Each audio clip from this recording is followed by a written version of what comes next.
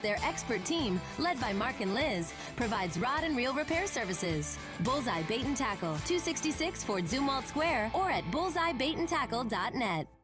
When the storm hits and a tree comes down, you need someone you can trust right now. OLI Outdoor Services in Godfrey is on call 24/7 for emergency tree removal, trimming, stump grinding, and land clearing. Serving Illinois and Missouri with licensed, insured professionals and over 200 years of combined experience. Tree removal starting at just $2.99. Free estimates, plus financing.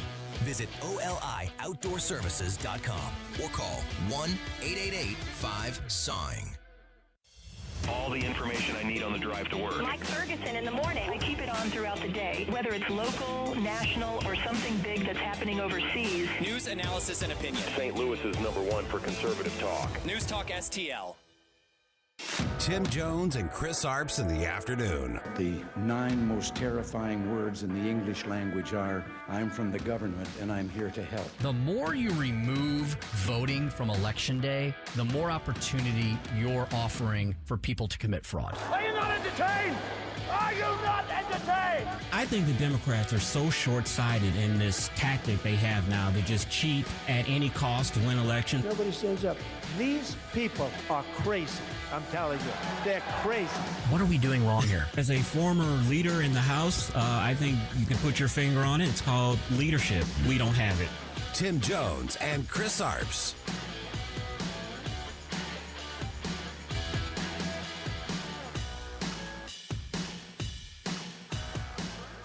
This is a House concurrent resolution which states in operative part, quote, Congress directs the president to remove United States armed forces from hostilities against the Islamic Republic of Iran. So whatever happens with this, it's going to have no effect. The president isn't going to pay any attention to it. And the most important thing is that voting on this, whether it passes or fails, sends a message to Iran. If this passes, the Iranians are going to simply stand up and walk away from negotiations. They're going to say this thing's over. That was Congressman James Risch, Republican from Idaho, talking about the non-binding resolution. That was big news today. Lots of big news coming out of the Supreme Court with some major rulings as well as they head towards wrapping up their term. And lots more to get to today on the Tim Jones and Chris Arps Show, Tuesday edition here on June 23rd, 2026. Good afternoon, Chris Arps. Good afternoon, Speaker Tim Jones. How are you today, my friend? Doing okay. You and I are here. And in case people are wondering, producer Joey V is here as well. He's always here. Wearing his Masterpiece Theater-esque shawl, sweater, shawl collar cardigan. Yeah, it's a very strict dress code here at News Talk STL. So when we are at the fireworks stand for Powder Monkey on Monday, yes, in it's 100-degree heat, yes, I'm going to need you to wear your cardigan and your sweater vest and all of that as well. Yep, as just well. Tim? Yeah, just me. Chris, he can wear shorts. He's having hot flashes. He's got medical things going on. Yeah, we will be, unless there is an excessive heat warning and we have to call an audible, we are expected to be out at Powder Monkey out in St. Charles County on Monday. Before that, this Friday, guys, we're celebrating our 5th birthday. Yes. June 26th, this Friday, we'll be out at Frankie Martin's Garden in Cottleville in St. Charles County. Please join us. All details at newstalkstl.com. Thank you for helping us celebrate 5 years, because without you all, we wouldn't be here today. Thanks for sharing the station, telling your friends about us, downloading the app, listening to us on all the streaming platforms, and most importantly, making sure that you patronize all of our advertisers. Don't touch that dial. Don't hit a button. Don't turn off your streamer during the ad breaks, because these are locally owned, independently owned, family-owned businesses, almost the entirety of them, and we want you to utilize them if you have a need for them. Yeah, exactly. What's on your mind today, Chris? Well, Arps? the clip that we just came in with, James Risch, congressman from Idaho, is exactly right. I mean, the timing of this couldn't be worse. We're in negotiations with Iran to end this conflict, and the Congress, these senators here, want to undercut his negotiating stance. It's absolutely crazy. He's right. I mean, if this did pass the Senate, did pass Congress, what incentive would the Iranians have to still be at the negotiating table?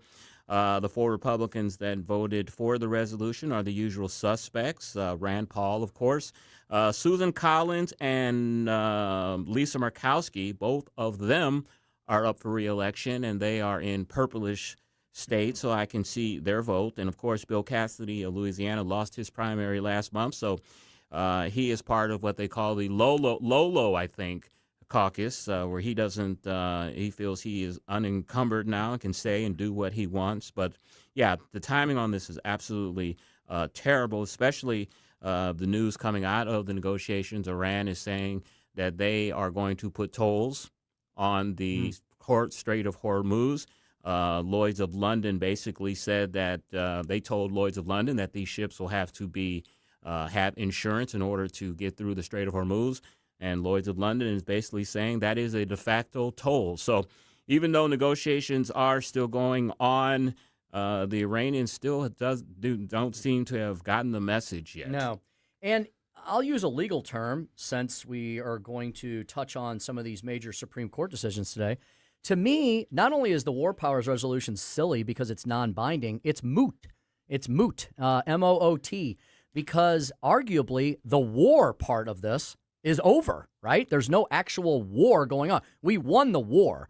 Now we're trying to win the peace, and I just don't know. It seems like a lot of cheerleading to me. You know, we always complain about Congress not doing anything. Well, this is even worse. They're doing a silly thing, and so it just sends a bad message to allies and enemies around the planet. Yeah, it's I like, think this why aren't the Americans united on this? Yeah, I think this is a political message more than anything. The Democrats are looking for a campaign issue for November. And as I said, Bill Collins, who is going to be out of the Senate at the end of the year, he doesn't care anymore. And I think he wants to put a finger in the eye of the president. And then you have Susan Collins and Lisa Murkowski. They are both purplish Republicans, moderate Republicans who are up for re-election. So I think this is more of a political vote than anything else. Yeah, they probably realize it doesn't have any binding force either, so they probably feel safe in doing that. A lot of Supreme Court decisions today on various subjects, including the religious rights of prisoners, international lawsuits, the Eaton Patz case. Do you remember that at all? It's an old 1979 kidnapping and murder case. I do. I saw the news yesterday while we were in the studio where they had the man that was accused of murdering this young boy on television. I know that he was abducted and murdered, but I don't know all the particulars of the case, why this made it up to the Supreme Court. But that just means we have a lot to talk to Zach Smith tomorrow at 4:25, our legal eagle at the Heritage Foundation. We do. Another big decision on congressional authority under the spending clause. For a foreign claims case involving Falun Gong, which is kind of the Chinese dissent, right, against Communist China, and a gun rights case, a Second Amendment case, where the Supreme Court sided with a Texas man and struck down a federal law banning drug users from owning firearms. So lots to discuss with Zach Smith tomorrow at 4:25. And part of that case was based on Hunter Biden, of course, who was a drug addict and bought a weapon and was carrying a weapon while he was abusing drugs. This case kind of exonerates him in a sense. But this case is basically saying that if you are a recreational marijuana user, that should not prohibit you from owning a gun. And I think I agree with that. Mm-hmm. So we'll get a full update from Zach, and we'll also preview the additional hand-downs that are expected on Thursday. So very busy couple of weeks here for the Supreme Court because they will wrap up their term within about 14 days or so because they'll be gone and then some by the July 4th weekend, which is right around the corner, believe it or not. It's supposed to be June 30th, but there have been instances where they have gone into the first week of July. But as I was listening to Susie Moore coming in today, they are wanting to get the hell out of Washington, D.C., and start all of their vacations. And some of these Supreme Court justices end up teaching at universities during their time off. So they are ready to get to their other obligations. Mm-hmm. David Stokes joining us this afternoon at 4:25, as he almost always does on Tuesday afternoons. we're going to be talking. Seems like we're always talking trains with David Stokes, or the lack thereof. So we've got another contentious issue involving a high-speed rail project, potentially from St. Louis to Chicago. Also, St. Louis public school districts looking once again at tax increases. That seems to be what they do best, and more. David Stokes joining us at 4:25. He's, of course, with the Show Me Institute.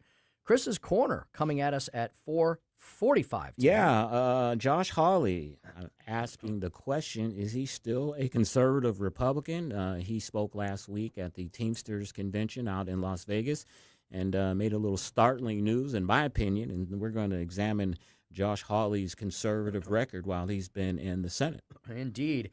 5:07, the Speaker's stump speech, another segment in the ongoing saga of how and why money moves. Two different pieces I found, that one from Europe, actually. So not only is income migration a thing in the United States, we always talk about people moving out of the big blue states into the big red states. It's actually happening in Europe as well, and there's some commonality there. In addition to that, another piece from another unlikely source, Chris, Fareed Zakaria seems to be discovering maybe some conservatism he has deep inside of him. He has been bashing California recently, and he's been bashing California Democrats. So interesting take from Fareed as well. Yeah, I'm very interested in hearing that, because Fareed is about as far left as they come. So I would love to hear any moderation that he is considering. So we're going to talk about money moving around Europe as well as the U.S., and a place in the U.S. that acts like Europe a lot, crazy California. Speaker stump speech at 5:07. Then we have got the prescription for I feel like we just talked to Dr. Tobler. Man, I can't believe how much time flies. Excited to have him back today. The Justice Department has claimed that over 450 people are being charged in an alleged $6.5 billion healthcare fraud scheme. So when people ask, where's all this waste, fraud, and abuse in government? Well, you don't have to look too far. It pops up every single day. And it seems, Chris, that we're having story after story after story about all the fraud that seems to be embedded in our Medicaid and Medicare systems. Yeah, and there's been fraud involved in these programs for years, but nobody really took the time to really look into it until President Trump and this administration did. And what highlighted that focus, of course, is what happened in Minnesota with the larynx sensors. Minnesotans up there are accused, some Minnesotans are accused of bilking the state out of $8 billion. I can't imagine Minnesota doesn't have a state budget that's probably 50 or 60 billion. So that's I'm terrible in math, but that's a pretty good chunk of the annual state budget that has been lost to fraud over a number of years. It's a huge chunk. I don't know their annual budget either. Missouri's is around 50 billion, and Minnesota has fewer people, so theirs might be somewhere between 45 and 50 billion. So that is a huge chunk of coin out of their coffers, out of taxpayers' coffers. And Chris, it's another Tuesday in the summertime in an election cycle. We have primaries today in multiple states. New York, Maryland, Utah, and then South Carolina has a gubernatorial runoff as well to be the next governor of the Palmetto State. Yeah, and we talked about this yesterday. All eyes are going to be on New York, of course. Zohran Mamdani is trying to throw his socialist weight around, giving some endorsements to some socialist candidates that are running against incumbents. So it will be interesting to see how he fares tonight. And also people will be watching Jerry Nadler. He is the longtime congressman who decided to retire this year.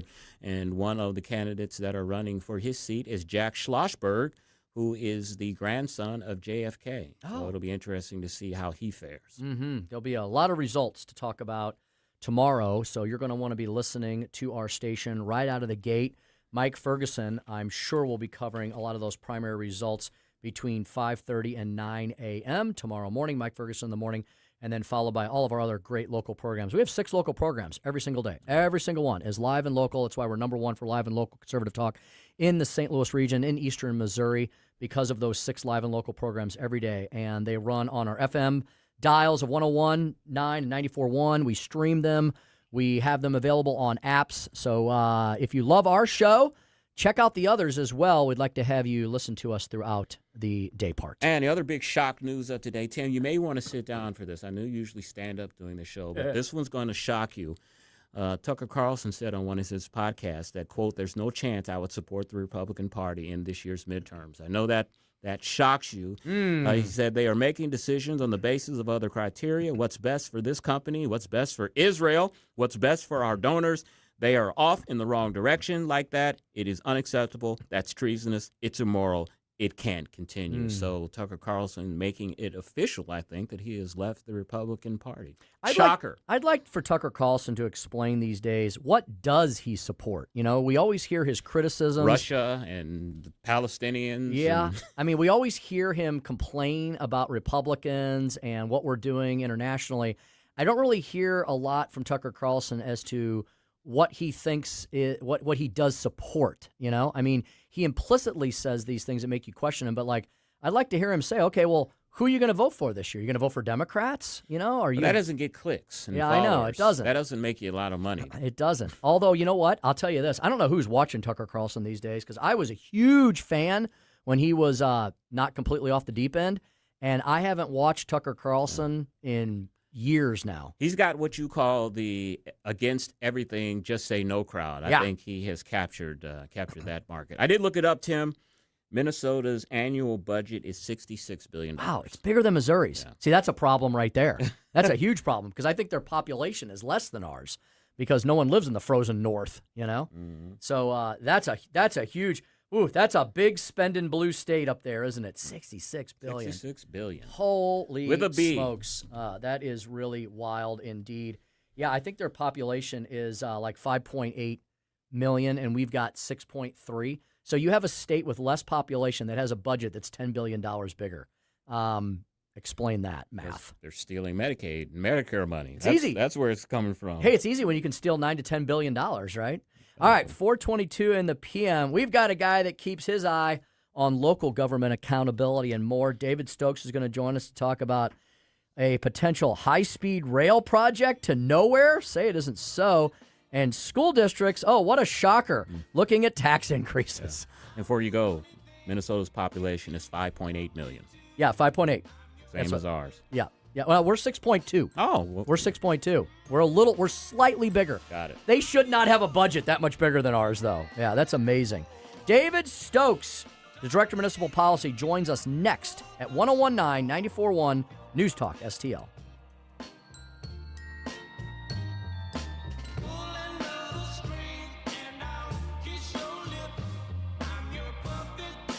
Like and subscribe to us on Rumble. News Talk STL.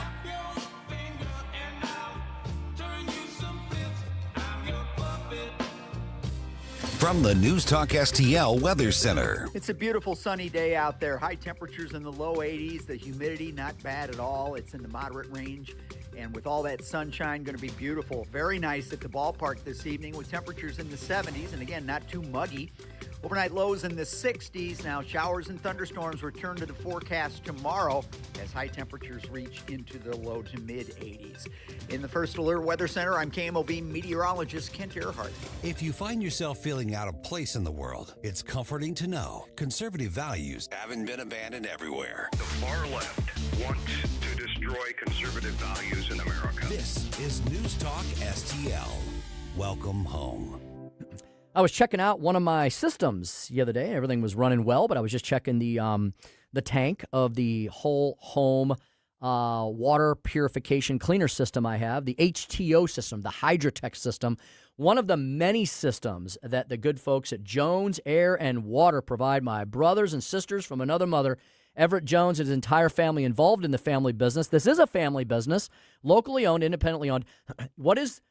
Look, every doctor, nutritionist, healthcare professional will tell you they'll disagree on a lot of things, but they'll agree on one thing, and that is water is incredibly important to anyone's daily diet. Now, your diet doesn't mean you're fasting or it's like what you eat. You know, that also means everything that you eat and ingest. And part of your daily routine should be to drink as much water as possible, especially in these hot summer months with the high humidity and the heat. I know we haven't had that yet, but it looks like next week, July is coming in like a lion. And it's important to drink water year-round, even in the winter because of the dry air. Well, in the summertime, you're losing all of that moisture from your body because you're sweating it all out, and you got to put it back in. Jones Air and Water has all the products and services you need to have better water and also better air in your home. I mean, I can't think of two more important things that we do on a daily basis than ingest water into our bodies and breathe air, right? And so Jones Air and Water specializes in products and services that make your air and water cleaner, better, help your systems in your home or your business more efficiently, run more efficiently. Jones Air and Water services residential, of course, homes. They also service commercial properties, industrial. No job site too big or too small for Jones Air and Water. They got the Hydrotech HTO system that'll clean and filter all the water in your entire home. That's a double tank system. You put it in your lower level or your basement. They've got the reverse osmosis system that you put on your sink. Unending supply of clean, clear, delicious water. And they've also got the whole home dehumidifier. I am so happy that we have one of those. I know it's going to be making its money next week when it is chugging and removing all that nasty humidity out of our Jones home and allowing our HVAC unit to work better, more efficiently, and at a higher level and still provide better cooling. Jones Air and Water, your one-stop shop for all your air and water needs. Check them out 24/7 and all the great stuff they've got at joneswater.com. That's joneswater.com.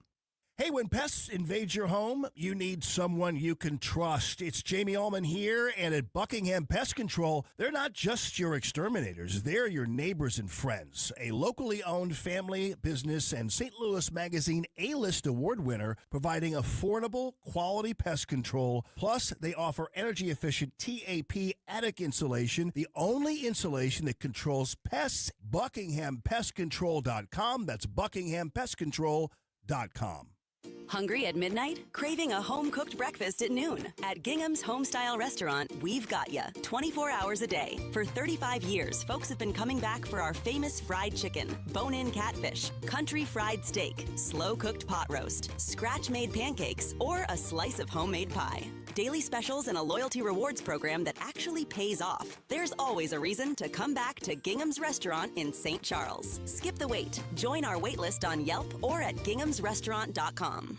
This is Kurt Barr, Director of Elections for St. Charles County, reminding you that your vote counts. If you have limited mobility, St. Charles County offers accessible curbside voting at the Election Authority office at 397 Turner Boulevard in St. Peters. Park in the designated spot, call the number posted on the sign, and a bipartisan team will come to you. Access to the ballot should never depend on whether you can access a building or stand in line. For official election information, visit sccmo.org/elections.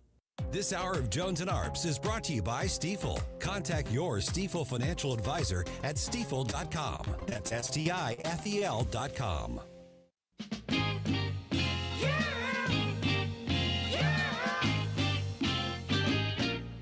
It's got to be mellow. Got to be mellow. 'Cause my baby loves me. Tim Jones and Chris Arps, driving the leftist crazy all afternoon. Crazy about my baby, and it's plain to see she's crazy about me. Crazy about me, yeah. She's got class and she's got style, a personality that drives me wild. She's not a put on and she's not make believe. She don't mind sharing love so that she may receive. The biggest problem for Amtrak in areas outside the Northeast is that they don't control their own fate. They're running along tracks that are owned by the major freight railroads of the country. If Amtrak wants to increase service, it needs to negotiate with freight carriers. But those companies have long resisted calls to make more room on their tracks for passenger trains. Really, this just comes down to an inevitable tension when the freights and passenger railroads have to share a limited capacity of track. The only area where Amtrak owns most of the tracks is in the Northeast Corridor. 429 on the Tim Jones and Chris Arps show, and on the line with us as he does every Tuesday. Oh, he's not here yet. Okay, I thought David Stokes was with us. No, David's a sack of crap, and we probably won't have him on ever again, actually. Not David Stokes. Or he's been in a terrible accident. I hope need not. To say nice Maybe he has to have a hip replacement. Let's hope not. I don't know. Tim, did I ever tell you guys about my Amtrak trip to hell and why I pledged to never take an Amtrak train ever again? I don't think I've heard this story. Yes, and I can relate to where they were talking about Amtrak shares tracks with passenger trains, and that sometimes causes delays. Back in 2002, my brother and I went to Texas, took a train to Texas for my grandfather's funeral. Going down there, the trip was uneventful. Coming back, Tim, we had 2 delays. One delay was a train broke down in front of us, and so we had to sit on the track for 2 hours. And then after they cleared the trains and kept going, we traveled for another few miles, a couple more hours.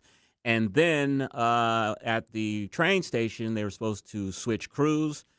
The crew didn't show up. So we had to sit on the tracks for another 2 hours waiting for the train crew to show up so we could head on our journey. I think we were like 5 or 6 hours late. We were supposed to be back in St. Louis like at 6. We got in at like midnight. And I swore then I will never, ever take a train ever again. Not one of my favorites. All right, we've got the Stokester. David Stokes over at the Show Me Institute. In high school, you talk about spike. I had a very short spike. It was I knew there's a spike somewhere in there. Stuff. It wasn't very punky. It was more Leave It to Beaver-ish, maybe. David, I think this is the first time ever in 5 years that you've been late. What happened? I had a little trouble finding my phone. It's embarrassing. I set it down somewhere, and I couldn't find it. And it was on vibrate, so you guys calling me didn't help. So I don't know what happened, so I apologize. You know what, David? I can't laugh at you too much because I do that all the time, lose my phone. My wife has installed Find My Phone on my phone, and it's embarrassing when it's like right next to you or in your pocket and when you can't find it. So you're getting older, my friend. You don't need hip replacement and all.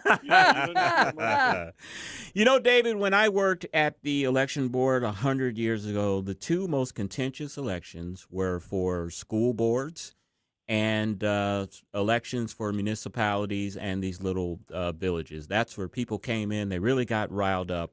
Well, it looks like several St. Louis area school districts are asking for tax increases. What are they for and why?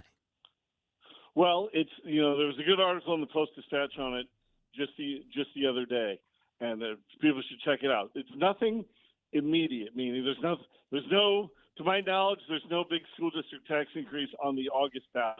But as the point of the article says, for a variety of reasons, some of which I have some sympathies for the school district and the taxing districts, and some I do not.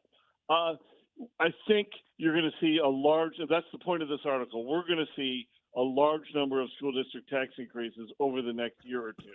And some of it might start in November here because the taxing entities still have time to put things on the November ballot. Why are they doing this? Well, there's a couple reasons. There's these major changes to property taxes in Missouri that is under lawsuit right now. But while it's being upheld and while it's being fought over in court, some of these school districts are trying to sort of get in before these things get finalized. It's the same way with the senior property tax freeze. This is where, I have some sympathy for them. That's just going to get larger over time, the impact of that tax freeze. So some school districts are trying to get their higher rates in while the senior property tax freeze is still relatively new. And so this is all sort of why. Now, the big change is making some counties, these 0% counties, like Franklin and Jefferson. It was rejected in St. Charles. Some counties in the outer areas, these called 5% counties, those are probably going to be thrown out by the courts for reasons that I would agree with.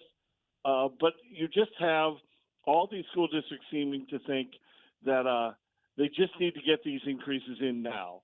And the part that's most frustrating to me about it is they're not paying any attention to demographics and demography and the reduced number of children that they're going to be educating in the very, very near future.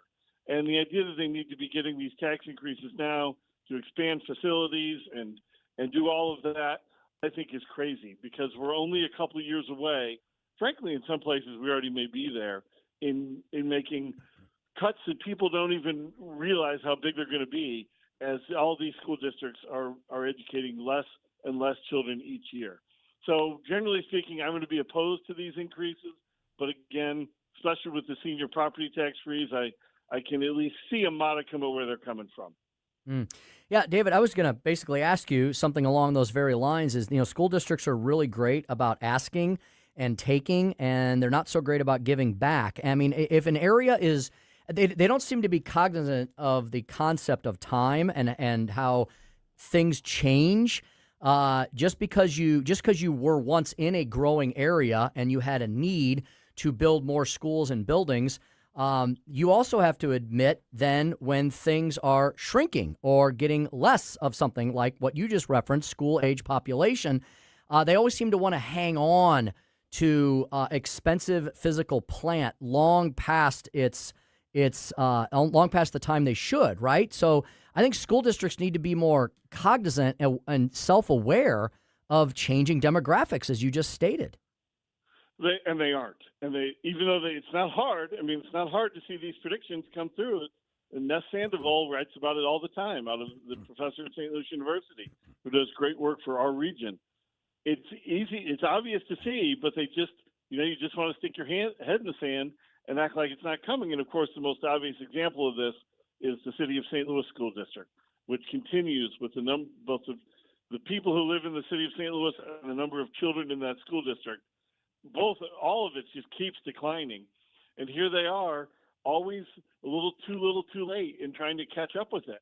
And what you have, here's how bad it gets. They're now paying to raise buildings.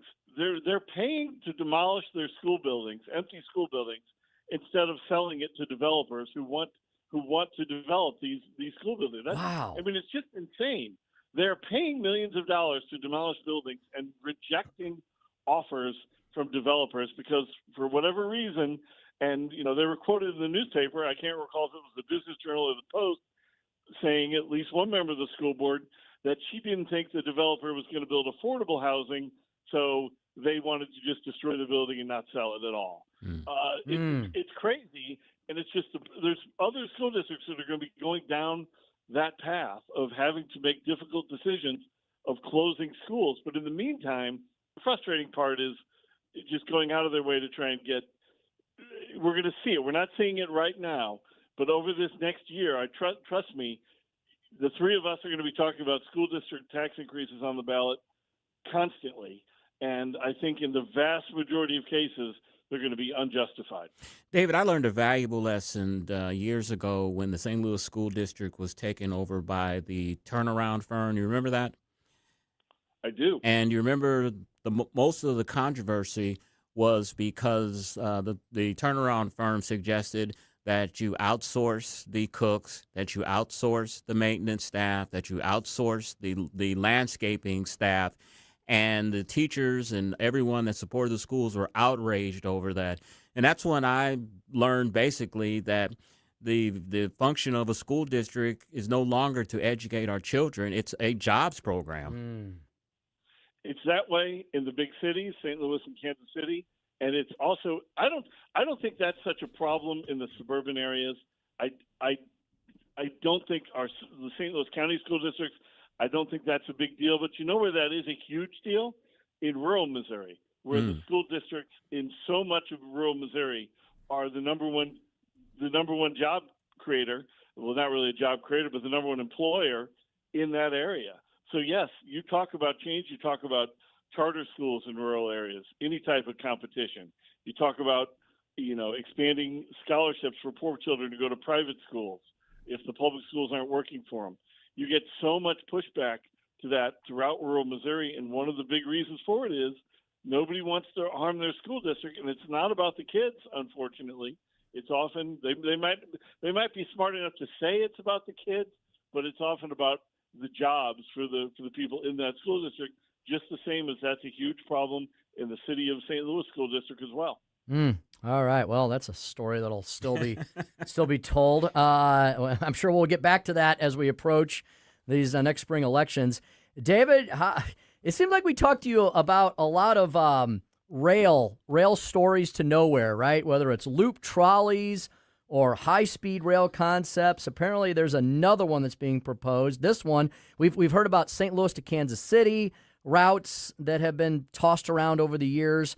Now, apparently, there's one St. Louis to Chicago. Do tell.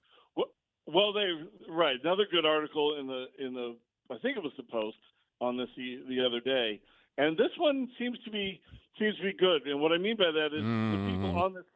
What I mean by that is the people on this commission in Illinois seem to be asking a lot of tough questions. Okay. They did. You had us worried there, David. Right. They increased the speed of the existing Chicago to St. Louis train. One of those. About 10 years ago, they made some improvements to it, and it's slightly faster. But it does not justify the term high-speed rail. It's just slightly faster rail, as long as you don't have the problems that you guys described in the lead into the show while you were waiting for me to find my phone and call in. These same. But now there's a plan for even greater investment, billions more dollars from Chicago to St. Louis for high-speed rail, like perhaps something worthy of the name. But a lot of the members of this commission in Illinois are properly asking tough questions.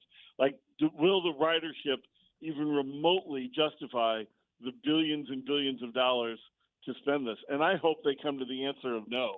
And reading the article, I think there's a good chance they will come to the answer of no. Like so many of these cases, the projections that the consultants they hired seem just absurd. Like going from the present, 1,000 people a day on this whole track, roughly, to 8,000 people a day if it were high-speed rail. Like, it's just not going to happen, that type of dramatic increase. Never going to happen. And I hope that Illinois says no to this. And I'm not somebody who's automatically anti-Amtrak.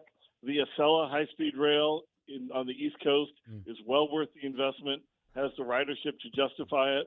I love what private high-speed rail companies are doing in Florida, and hopefully they're expanding in Southern California. Great opportunities, particularly for the private sector there. And I'm not opposed to subsidies to maintain the St. Louis to Kansas City route once or twice a day and St. Louis to Chicago a few times a day. But billions of dollars for high-speed rail is just like the Metrolink Green Line is just lighting money on fire to accomplish nothing. And hopefully it will not happen in Illinois. I'm confident it won't happen here in Missouri, but I'd hate to see it happen in Illinois too.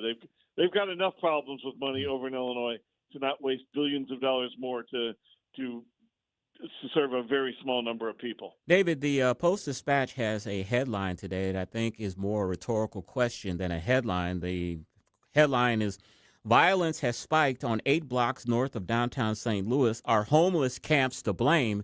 I have one answer for that. Duh. What's your thoughts? Well, my thoughts are exactly the same as yours, and my colleague Patrick Toohey, a Friday guest on your show frequently, who tweeted out the old, "I'll save you reading the article." The answer is yes. Of course, it's about the homeless camps north of downtown that the city just refuses to make the difficult political choice. Although I don't know why it's a difficult political choice. The average voter and resident of the city wants these homeless camps cleared out. This type of violence is exactly the type of thing that keeps people from going downtown, keeps people from spending money or expanding in the downtown area, helps cause businesses, they might not say it, but it's one of the reasons businesses leave downtown to go to the county or to St. Charles or wherever. And look, businesses should be able to locate wherever they want. There's certainly other reasons like taxes to get out of the city of St. Louis, but the crime is the one staring you right in your face. And I recall when it's the name of the boy, who's the one he found Twitter? Square. When Square, Jack Dorsey. Jack Dorsey and Square closed their offices temporarily a few years back because so much crime was happening around them. And they, like this area, were on the north side of downtown on North Tucker there.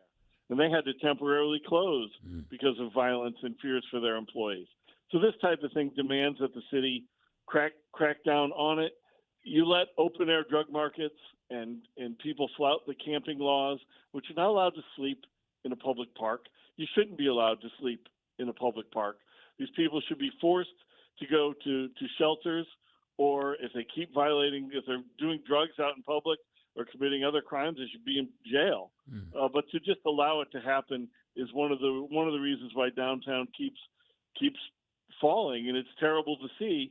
But it's so frustrating to see the lack of political will to clear them out and make downtown safer for people. Well, Dave, you have to remember that the homeless do vote. I mean, people give them cigarettes, donuts, and a sandwich, and take them to the polls, and they vote. So maybe they're a strong constituency there in the Democratic Party. Who knows?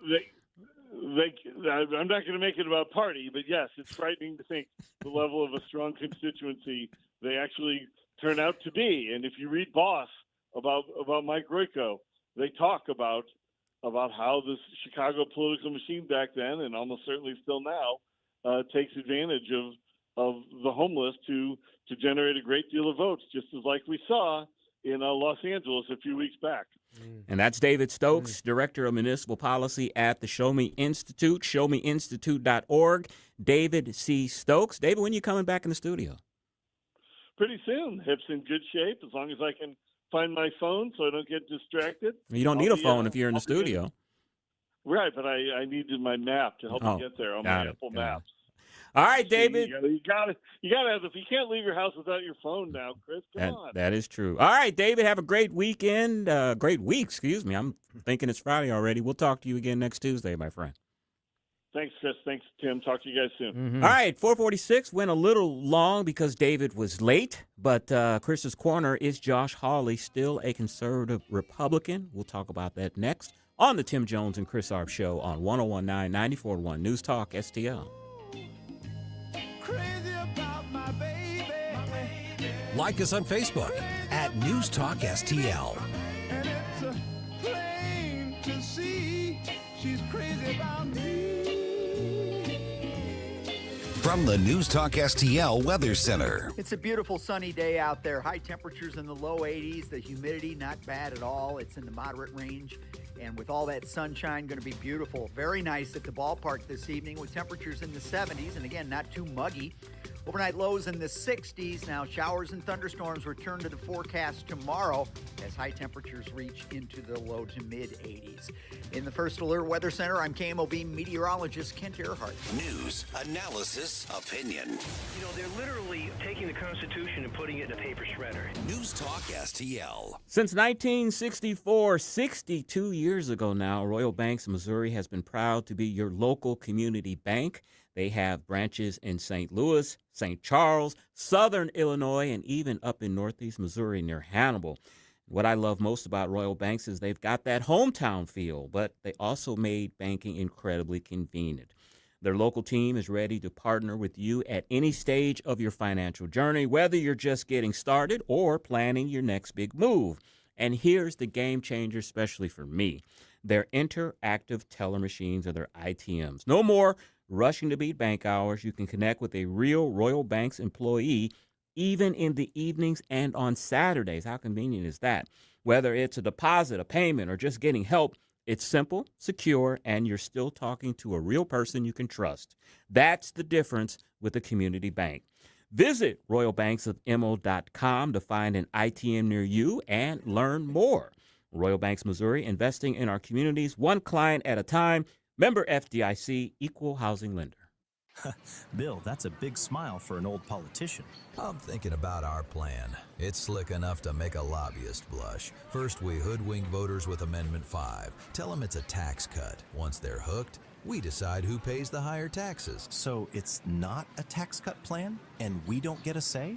Right, just swaps who pays the tax, but it does remove 3 voter-passed taxpayer constitutional protections. That lets us levy new taxes on services, increase sales taxes, and even tax home sales. And voters will no longer get to vote on tax hikes. Higher sales taxes on groceries, gas, service taxes on doctor visits, childcare, and even rent on apartments. Jeez. taxes could exceed 20%. Sure, they figure that up to 80% of taxpayers will pay more taxes. Many, hundreds more. Seniors, they'll get hit even harder. But our big donors will cut a fat hog. The ones getting butchered by Amendment 5 are most taxpayers. I'm voting no on 5. Paid for by Missourians for Fair Taxation. Is your portfolio prepared for the biggest risks facing investors today? Hi, it's Tim Jones. High inflation and a rapidly changing economy may impact your investments. If you haven't made appropriate changes, your portfolio may not be positioned to address some of the biggest risks in today's economy. That means it's time to request your free portfolio review from the ClearPath Wealth Management Group at Stifel. You can hear their latest views on the markets and investing during On the Money, hosted by Stifel financial advisors Bob Stockdale and Eric Robert, every Saturday morning at 9 a.m. on News Talk STL 101.9. They can help you get organized, guide you through critical retirement decisions, and create a portfolio designed around your needs. To schedule your free portfolio review, go to clearpathinvesting.com. That's clearpathinvesting.com, or call 636-695-2650. That's clearpathinvesting.com, 636-695-2650. Stifel Nicholas & Company, Incorporated, member SIPC and NYSE. On the next, Larry Connors, USA. The story behind the story when CBS sent a consultant to tell me how to do my job. And what happened next? Larry Connors, USA. Now, weeknights 6 until 8 on News Talk STL. Chris's Corner, brought to you by Timothy's Restaurant at 12710 Olive in Creve Coeur. Follow Chris Arps on Twitter at Chris_Arps.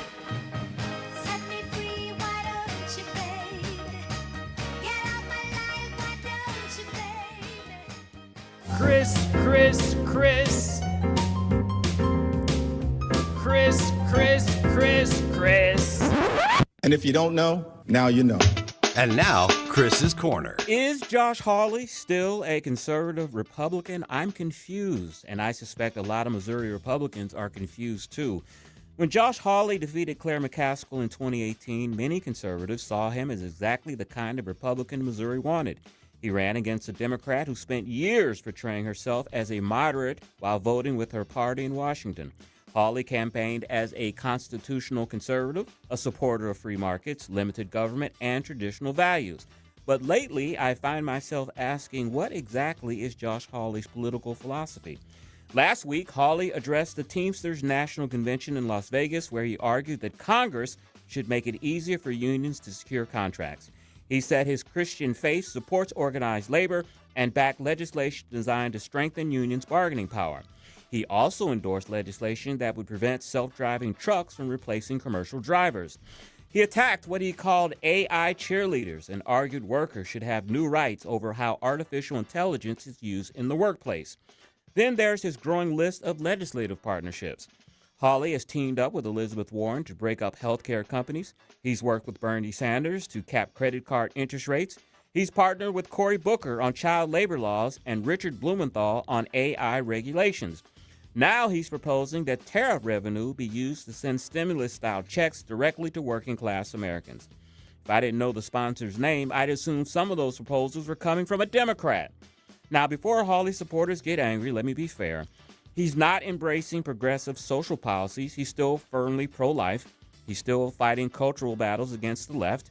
He's still a strong supporter of President Trump and has been one of the Senate's most vocal critics of big tech censorship and the Washington establishment. But economically, he's charting a very different course than the Republican Party that many conservatives grew up supporting. For decades, Republicans generally favored free markets over government intervention, automation over protectionism, and private sector innovation over federal regulation. Hawley's argument is that those policies help multinational corporations while hollowing out the American middle class. He believes government should intervene more aggressively when workers, families, and communities are threatened by corporate power. In other words, Hawley isn't becoming a Democrat. He's trying to redefine what Republican populism looks like in the post-Reagan, post-globalization era. The question Missouri Republicans must answer is whether they agree with him. Is conservatism primarily about free markets and limited government, or is it about using government power when necessary to protect American workers, families, and communities? Because Josh Hawley increasingly seems to believe it's the second option. And whether you agree or disagree, That represents one of the biggest ideological shifts happening inside the Republican Party today. And that is Chris's Corner.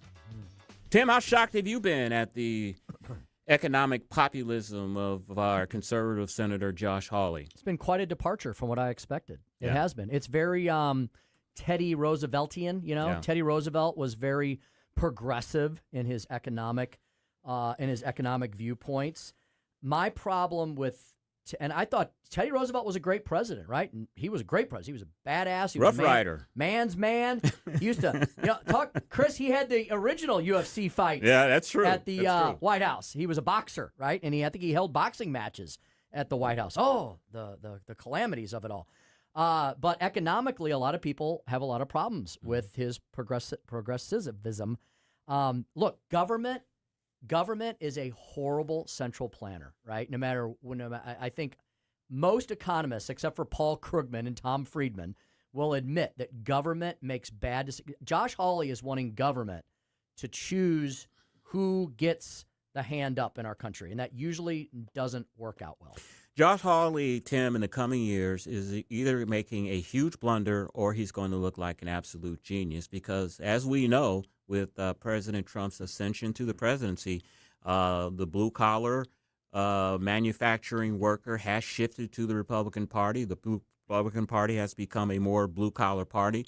The Democrats have become the party of elite, Silicon Valley, the wealthy people. They're the ones that Wall Street now supports. So he's either trying to get ahead of the curve, and this looks genius, or maybe he's a little too out front too early, even though the trends seem to be going in his favor. I'm just wondering when he's up for election in 4 years, I think, 4 more years, will the Missouri Republican Party be where he is at? He's taking a huge gamble, and it'll be interesting to see if this pays off. Yeah, Reagan did it the opposite way, right? Reagan was a champion of fiscal conservatism, but he attracted blue-collar workers. We called them Reagan Democrats. That's true. Reagan would not have won 49 states if a lot of moderates and Democrats didn't vote for him.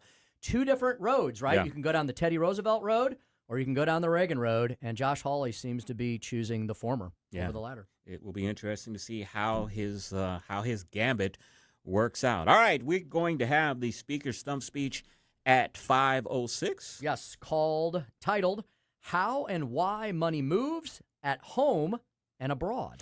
And then we'll have our weekly visit with Dr. Randy Tobler. Of course, he's host of the Randy Tobler Show here on News Talk STL on Saturday mornings. A lot to talk to the good doctor about. The situation with Iran. Is Iran being more recalcitrant than they should be? It seems like they are. And a lot of news on the medical front. One is Brooke Rollins, who is the ag secretary, her edict to make sure that welfare mothers buy food, healthy food, instead of Snickers and candy bars, that was thrown out by a federal judge. And some news today, too, Tim. Our good friend Rand Paul has subpoenaed Dr. Fauci. He says Dr. Fauci has some questions he needs to answer. We'll ask Dr. Tobler about that at 5:23. You are listening to the Tim Jones and Chris Arps Show on 101.9 94.1 News Talk STL. This hour of Jones and Arps is brought to you by Stifel. Contact your Stifel financial advisor at stifel.com. That's STIFEL.com. Hey, it's Tony Colombo, and it's tough to pick, but my favorite sandwich at Capriati's is the cheesesteak with a side of Cap's awesome fries. Visit Capriati's now at 2 locations on Manchester at McKnight and Rock Hill, and now in Creve Coeur on Olive, just 1 mile west of 270.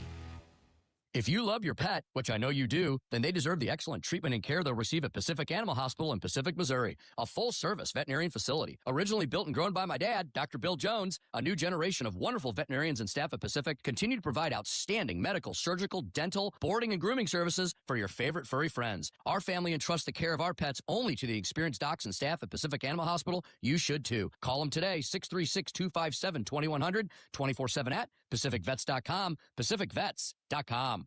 Hi, Sandy. What's that? I'm reading up on this Amendment 4 on the August ballot. What's for? Amendment 4 absurdly creates a new un-American minority veto power, but only for ballot issues that we citizens put on the ballot. Don't they say it'll protect conservative ideas? Truth gets in the way of their story. Amendment 4 would mean as few as 5% of the most liberal statewide voters in one congressional district could veto any good conservative idea or reform, even when a big majority supports it. That does sound un-American. How did that get on the ballot? The politicians put it there, and it would empower a small minority of liberals. They could stop funding for police, stop tax cuts, or any other common sense conservative policy we support. Only 5%? One district? That would make it nearly impossible to pass needed reforms or rein in politicians. Yep, Amendment 4 is a misguided power grab by politicians. I'm voting no on Amendment 4. Right. I'm not giving up my constitutional rights. It's a hard no on 4. Paid for by Missourians for Fair Governance. KLGY HD3 Clayton, K270BW Bellefontaine, KNBS Bowling Green. This is News Talk STL at 1019, 94.1, and always streaming at newstalkstl.com. News this hour from Town Hall. I'm Keith Peters in Washington. Iran's foreign ministry says no visit has been scheduled for UN inspectors to visit Iran's bombed nuclear site. The sites in question are those earlier bombed by the US. At a news conference in Tehran, Baghai's remarks appear to cut against those made by US Vice President J.D. Vance, who said negotiations in Switzerland won an agreement for the IAEA to visit Iranian sites. The IAEA has been in and out of Iran since Israel's 12-day war against Iran in 2025, but has not been granted access to the bombed enrichment sites targeted by America in that war. I'm Charles de la Tesma. The Senate, for the first time, has approved a war powers resolution to block U.S. military action against Iran. Tuesday's vote comes as lawmakers warily watch President Trump's efforts to resolve the conflict. It was the 10th time the Senate has tried to advance a war powers resolution. Today's show host Savannah Guthrie reacts to reports of her mom Nancy's possible death. We love our mom and we'll never stop looking for her. Never.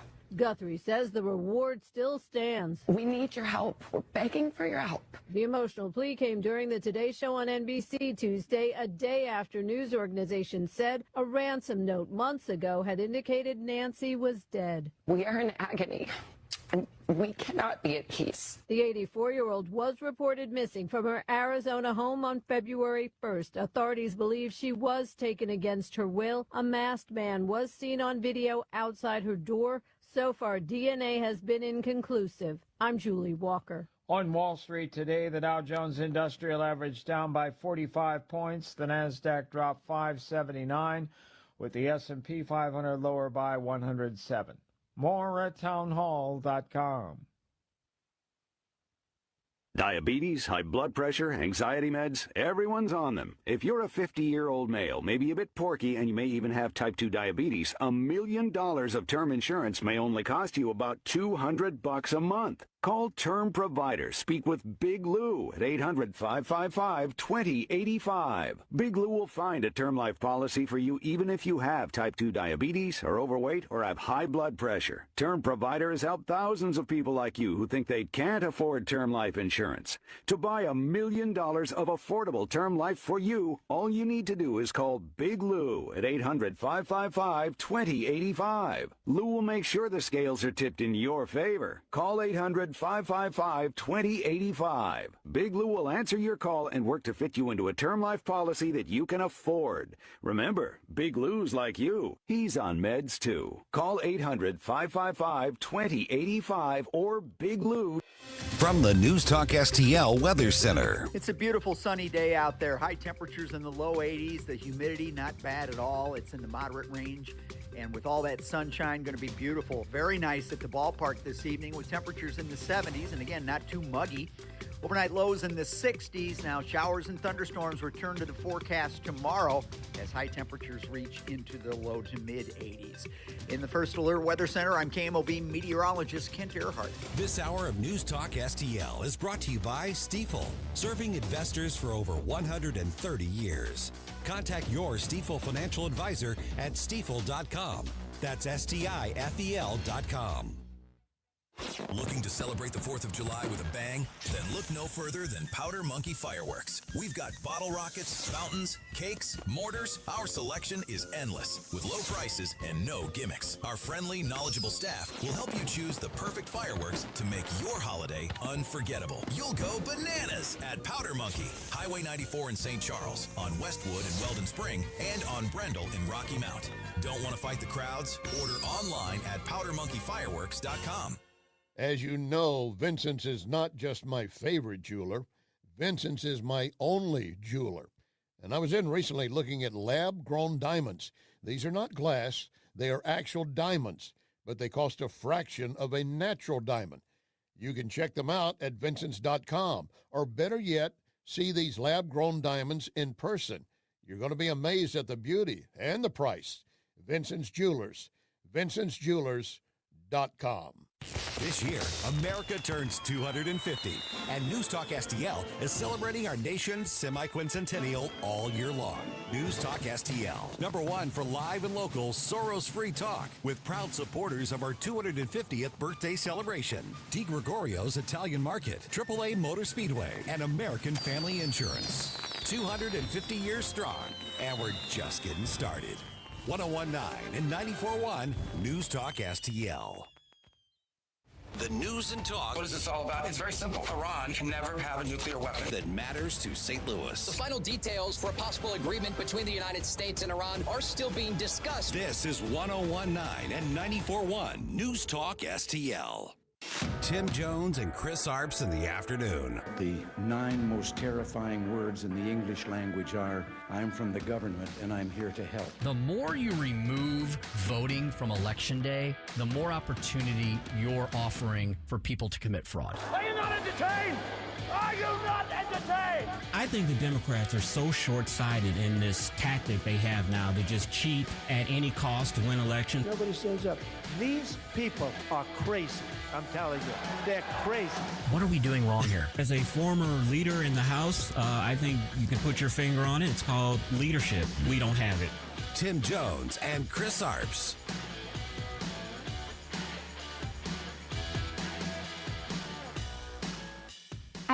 Senator Moreno, I think these questions are very important, but I just have to say Donald Trump is the president right now, and prices are extraordinarily high.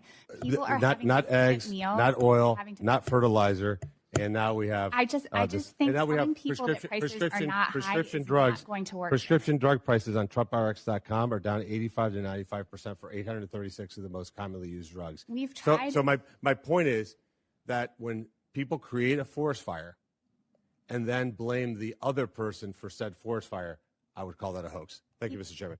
Yeah, it's like when the arsonist gets rewarded for maybe stomping out a little piece of flame, right? And that was Senator Bernie Moreno of Ohio calling out the Century Foundation. I don't know who they are, Chris. They're probably some dark money 501c3 leftist group who was blaming Republicans in a hearing that everything we're experiencing now is all Donald Trump's fault, and refusing to acknowledge that under Joe Biden, inflation was 3 times what it is now. Gas prices were twice as high, et cetera, and so forth. That's kind of weird hearing someone defending, in a sense, Joe Biden, because all the Democrats don't know Joe Biden right now. They don't claim him at all. And so it's kind of weird hearing somebody trying to defend Joe Biden, especially coming from a Democrat. Yeah, she's not an elected official, so maybe she didn't get the memo. Yeah. You know, she might not have been on the email list. Yeah. Where they say, we don't talk about the Bidens anymore. Exactly. Who? Exactly. Who was that? Who was that guy who was in D.C. for 60 years? Welcome back to the Tim Jones and Chris Arp Show, Tuesday edition of the program, 5:08 in the p.m. Thanks for joining us here at 1019, 94.1 News Talk STL. Speaker Stump Speech in just a moment on how and why money moves at home and abroad. Yeah, a lot of the concepts we talk about here in the United States as far as income migration are occurring now as well in Europe. And speaking of acting like Europeans, Fareed Zakaria had some harsh words for California. So I'm going to do a little double dip into 2 different but related articles on how and why money moves. And then Dr. Randy Tobler will join us at 5:25. Chris, apparently, Tony Fauci may have gotten a pardon, but he's still not completely out of all potential hot water. I don't know that the pardon will help him for anything moving forward or new stuff. Or, you know what? Maybe perjury. That could also be something that maybe Rand Paul is trying to trip up Tony Fauci on. But apparently he's been subpoenaed, Yeah, he said appear before Congress. He said he has a lot to account for, the closing down of America, the gain of function testing. He has a lot of questions to answer. And apparently Fauci was supposed to show up at a hearing last month, and he's been playing dodgeball with the committee. So Fauci just decided to subpoena him to get him before the committee.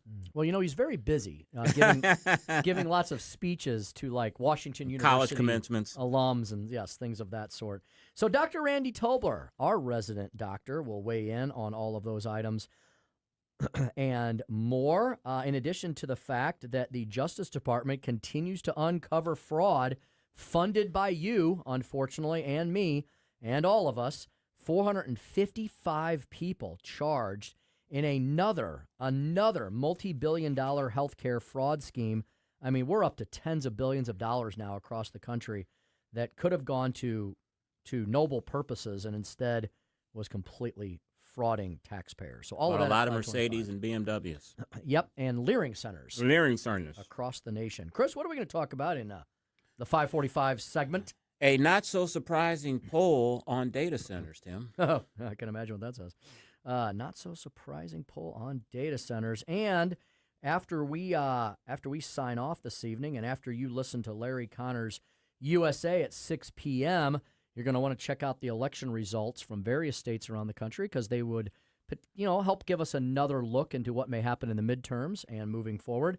New York, Maryland, Utah, and a gubernatorial runoff in South Carolina. Will we see the emergence of another Kennedy in elected office? Yes, a lot of interesting storylines in New York, including that one. And then you're pitting the new leftists, the self-ascribed Democratic Socialists. They claim it. They own it. It's not something we say for fun or to poke fun anymore. That's what they've called themselves, the Democrat Socialists in New York, taking on the Democratic establishment. And we're going to see whether or not the leftists or the liberals win tonight. In addition to that, Chris, I saw a very unfortunate story. Look, we tell you all that's wrong with Democrats, but we do not wish any harm on them, and we hope that they are treated fairly like human beings. Congressman Goldman, yes, apparently was excoriated or banned or exorcised or something from a New York coffee shop because he's Jewish. Yeah, and the owner said that she does not want his business, gave him his money back, and now Harmy Dillon is investigating that business owner for civil rights violations. Isn't that kind of chilling? I mean, that reminds me of the opening scenes of a lot of World War II era movies where Jews in various parts of Europe started being treated like second-class citizens and prohibited from certain public spaces. And it shouldn't be surprising because this business owner was a huge supporter of Zoran Mandami, and we've heard the comments that he's made about Palestine and about Israel, and one of his supporters expressed her disdain with this Jewish congressman, which may cost her a little money and a little fine. And I don't know if she's going to lose any business over the bad publicity of this. It is New York, but, the last thing you want to do is go fight against the federal government. Yeah. I love Jerry Seinfeld's response to Palestine. Somebody screaming at him about Palestine last week. And Jerry Seinfeld's a liberal left-leaning comedian, but he's also Jewish, and he knows how dangerous his people are right now in the position they're in. And his response was, Palestine, it never existed. Yeah. And he's right. He's right about that. Yeah, I saw that some podcaster was trying to get him to say free Palestine, and he came back with a quick quip because he's a comedian. He said it doesn't exist. And he's right. That is a concoction in the minds of anti-Semitic left-wing liberals, and unfortunately some on the crazy lunatic right as well. All right, hey, it's 5:13. Better get right to it. How about we do today's Speaker Stump Speech? Listen to me, listen to me. I'm very consistent. I'm a very stable genius. It's time for the Speaker's Stump Speech, sponsored by Hanson's Tree Service at hansonstree.com. Unfortunately, too many in Washington still believe the answer to every problem is more government. We saw this during the Biden administration. Reckless spending and heavy-handed regulation made life more expensive and made it harder for businesses to invest, lenders to serve their communities, and builders to build. We should be clear, regulations, they have a cost. When Washington makes it harder for a bank to lend, a business to invest, a builder to build, and an entrepreneur to grow, those costs do not disappear. They show up in higher prices, fewer choices, and fewer opportunities for American families. That's Senator Tim Scott from South Carolina, and he's pointing out what we discuss often time on this station and on our show in particular, and it's how and why money moves. Look, the senator is exactly correct. When taxes and regulations are too high, then Americans have the complete freedom and ability to move away from those high tax, high regulation states to low tax, low regulation states. And that is not just a theorem. That is an actual fact. And if you don't want to believe any sort of common sense, conservative, right-leaning think tank, you can believe the very objective black and white U-Haul Index. The U-Haul Index, released every year in the first week of January, shows where U-Hauls make one-way trips to. And over the last many decades, they have been making one-way trips out of big blue, high regulation, high taxation states and into low regulation, low or no tax, especially on income tax, red states. Red states rock, blue states continue to blow it, and that has been true now for decades in the United States of America. It's very easy to move now. It's always been everyone's ability to move. It's never been easier to move than in today's high-tech virtual world where people can largely work from anywhere. With the advent of Zoom and Teams and all different kinds of other streaming platforms, you now can pretty much have instantaneous communication with anyone in our country, no matter where you might be. And so even if your place of employment might be in a big blue state, you don't have to live there. It's easier now than ever to move. And despite the belly aching and moaning and groaning from the lunatic left, Americans have never experienced the level of living and prosperity that we currently have in this country. Yes, do we have poor? We do. But our poor, if you look at per capita cost of living and per capita wealth in the United States of America, did you know that our poorest, and I'm talking about people, I'm not talking about the mentally ill and the homeless and people that are just, they absolutely need the social safety net. But I'm talking about like the working poor. Our working poor are now wealthier than the average Briton in the United Kingdom. That's how poor that one of the other advanced countries, one of the first world nations in this world has become. That's how wealthy we are in the U.S. And that's why everybody wants to move here, because they know that we have upward mobility. We have the ability to travel, to move around our 50 states, and to go to the ones that don't punish our work, that don't punish our labors, that don't punish our paychecks, and don't regulate us into non-existence. That's why, sidebar here, Amendment 5 is so important for Missourians to consider on our Tuesday, August 4th ballot. An elimination of our income tax, just like Tennessee, and a move to a consumption tax system. It's not a tax shift or a tax increase because the bill mandates it has to be revenue neutral, and it also must provide local property tax relief as well. We're basically going to emulate what our colleagues in the volunteer state have figured out decades ago. That a no-income tax state with a system of taxation based on consumption and low regulations is really the way to go. That's why thousands of people are moving to Tennessee every month and why Nashville is booming while St. Louis is suffering. Well, guess what?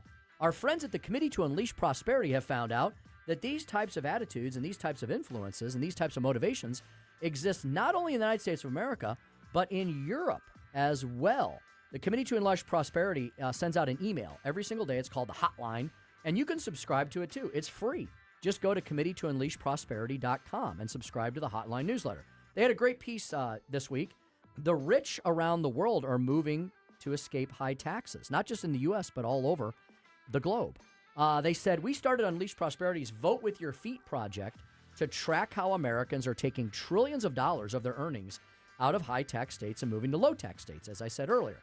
The Committee to Unleash Prosperity is saying we might now need to launch a global version of the same analysis. The Economist magazine's headline put it this way: the world's wealthy are migrating like never before.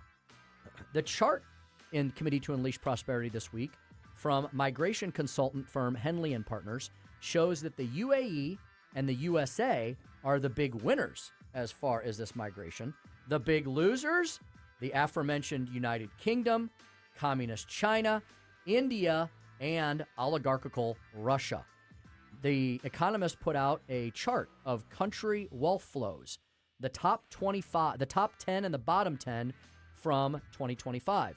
The top 10 are the UAE, the USA, Italy, which under Giorgia Meloni has definitely moved back towards a more free market style of capitalism, Switzerland, Saudi Arabia, Singapore, Portugal, Greece, they finally got their act together, Canada, and Australia.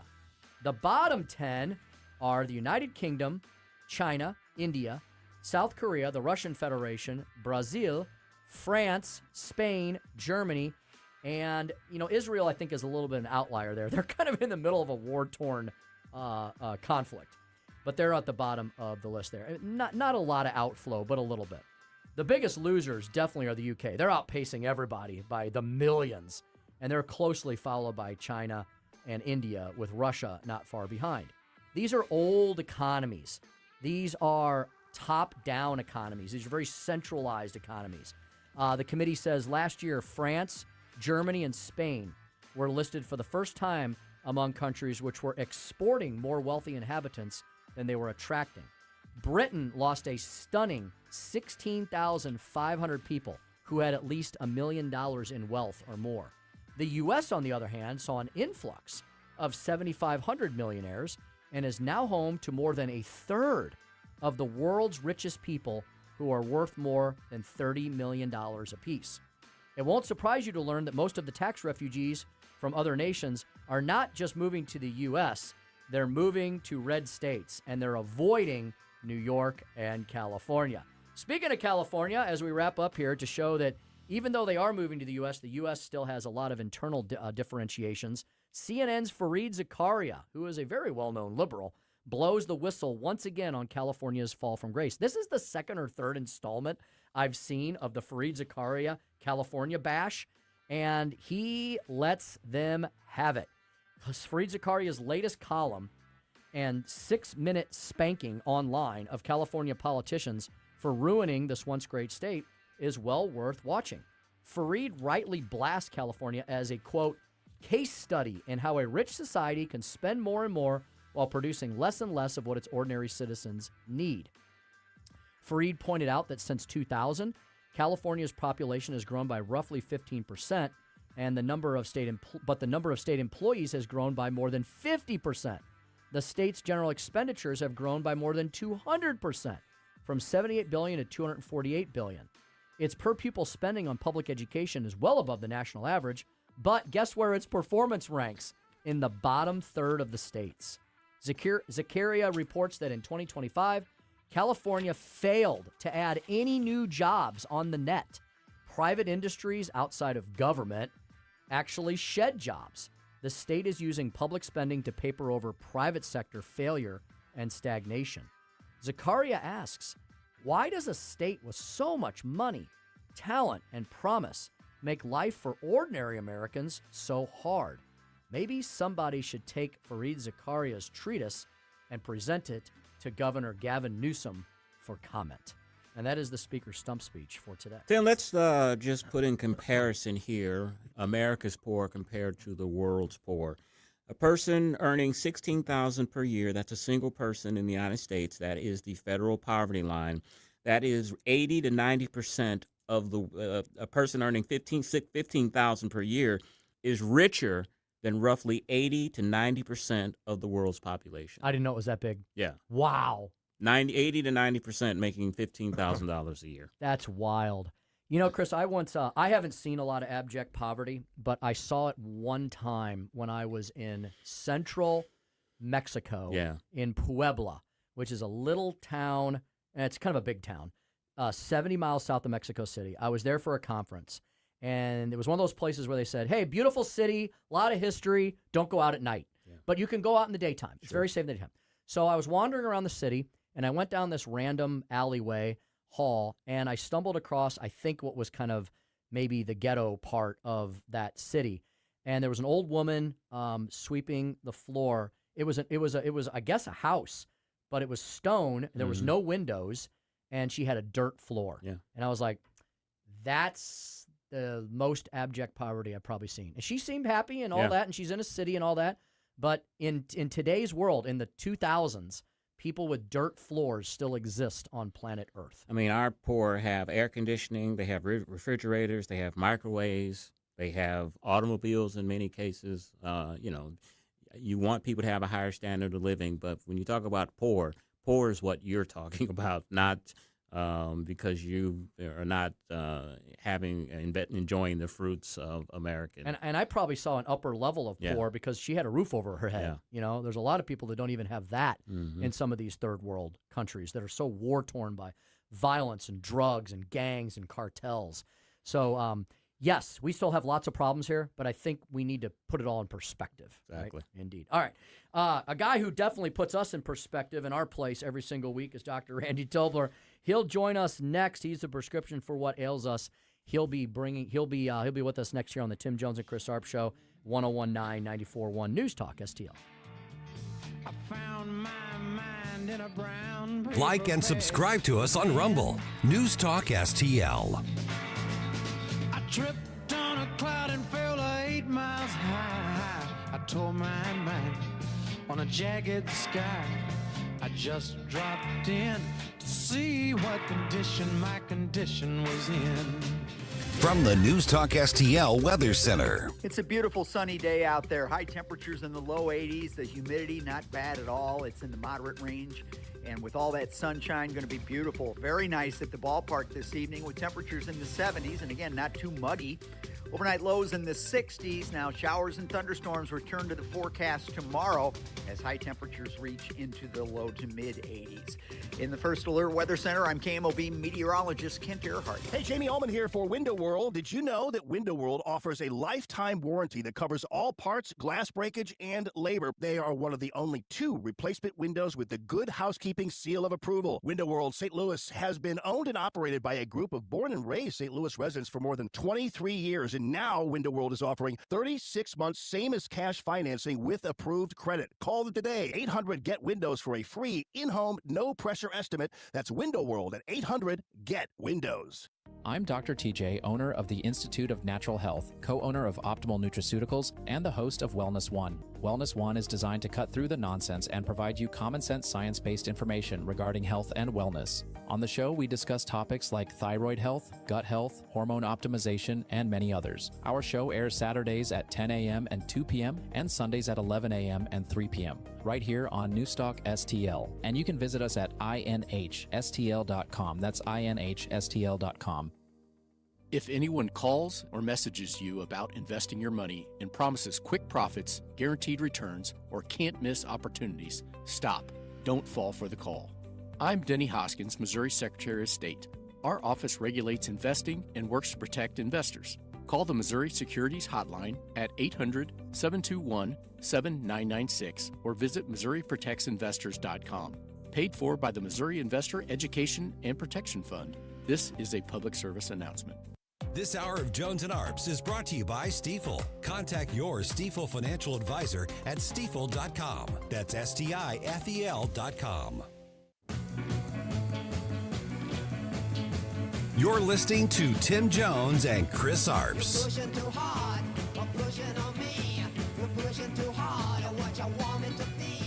Today we are here to announce the results of the 2026 National Healthcare Fraud Takedown. This announcement marks the greatest combined federal and state effort in combating healthcare fraud in history. These individuals participated in healthcare fraud schemes involving over $6.5 billion in false claims submitted to Medicare, Medicaid, and other healthcare programs. Gentlemen, we're about to enter the fascinating sphere of police work.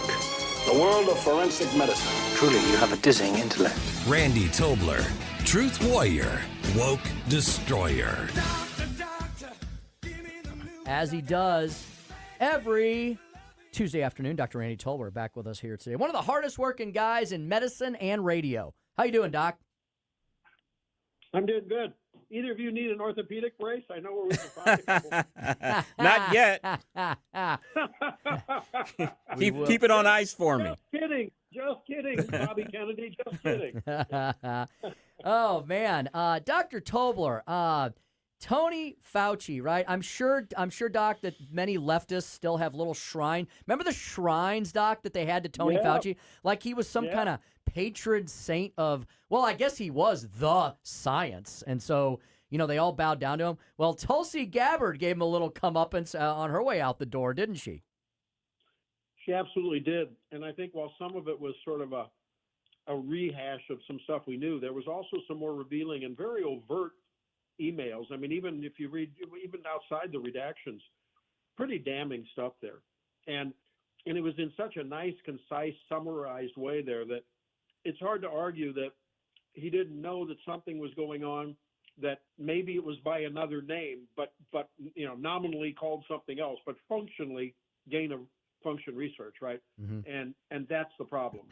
It was just, you can argue there's good, very vigorous, genuine discussion that needs to be had about whether that's something that we should be engaged in to stay ahead of our enemies, because they're doing it, and to understand what they're doing. But it's another thing to not be transparent about it. When you're asked about it, just come clean and say, yeah, we have to do it, and here's why, and here's the reason. If you don't want me to do it, I'll stop.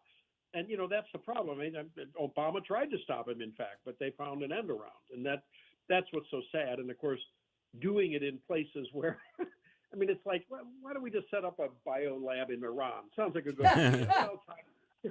China's second best. Why not? They're our friends, too. I mean, you got to be kidding me. It makes no common sense. It's not good medical sense, because you can't trust a lot of the research coming out of that place, because they've got nefarious motives, nefarious means. They're manipulated by the government.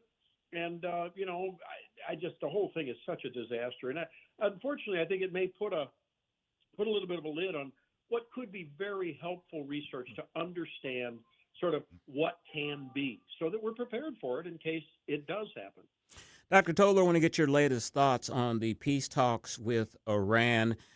Today, the vice president said yesterday, that Iran had agreed to let nuclear inspectors back into the country. But this morning, their foreign minister said they had no plans to do so.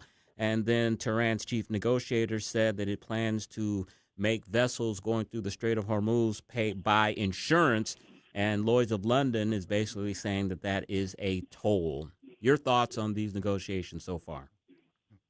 Well, I think all of us were worried that there really hadn't been much negotiated except letting Iran have their oil revenues.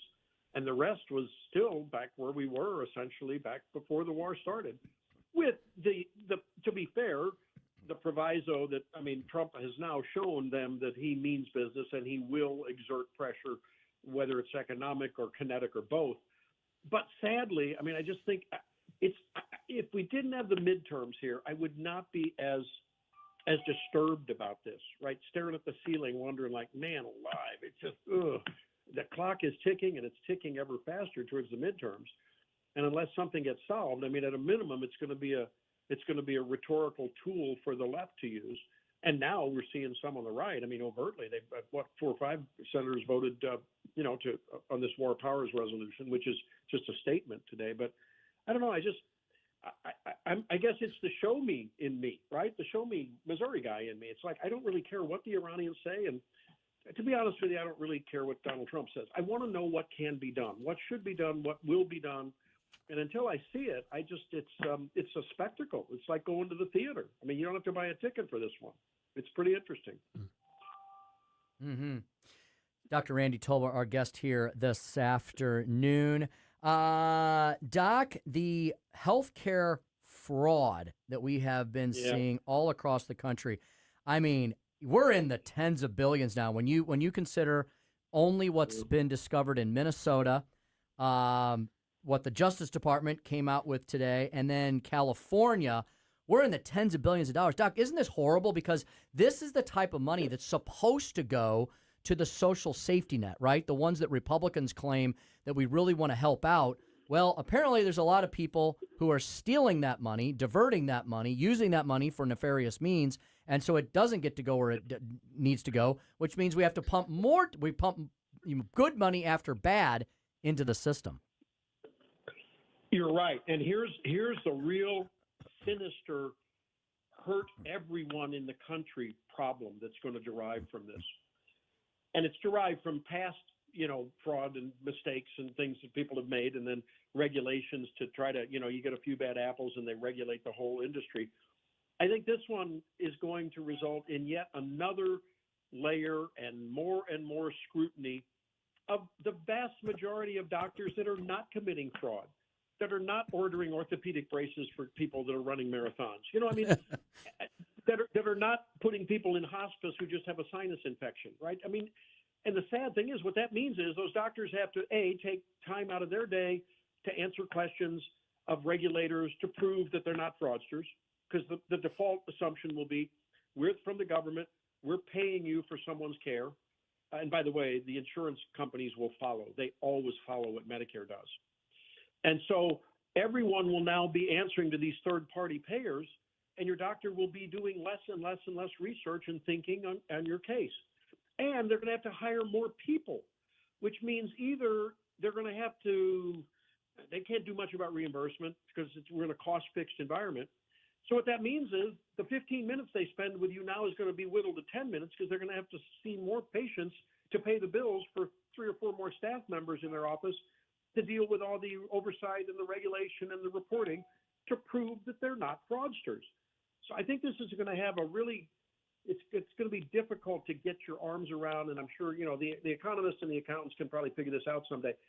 But the extra burden that this is going to bear, because now, what was it, a month or so ago, Governor Keogh got, like all the other governors, got a message from the White House or from HHS saying, hey, within 10 days, we need to have your plan for proving that, your Medicaid people are doing the right thing and that, they're all good people. Well, that's going to strike fear into the heart of everyone working in a medical office. They're already pretty depressed and tyrannized. I got to be honest with you.